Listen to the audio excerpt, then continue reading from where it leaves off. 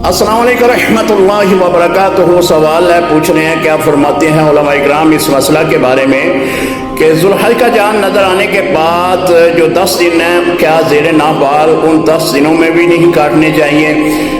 मुस्लिम शरीफ और जामिया तिरमिज़ी में जो हदीस मुबारका उम्मे सलमा रज़ी अल्लाह तआला अन्हा की तरफ से नकल की गई है उसमें हुज़ूर अलैहिस्सलाम का फरमान है, आपने फरमाया कि जब चाँद नज़र आ जाए तो 10 दिन के लिए अपने नाखून और बाल रोक लो। मुहद्दिसीन ने इसकी जो तशरीह बयान की है और जिस्म के तमाम बालों के बारे में है, तो लिहाजा ज़ेर बाल भी हैं तो वो भी 10 दिन के लिए आप रोक लें।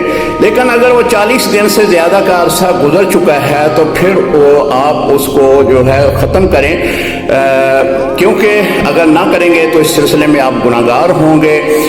ये वजूब या फ़र्ज़ के हुक्म में नहीं है बल्कि ये एक मुस्तहब अमल है।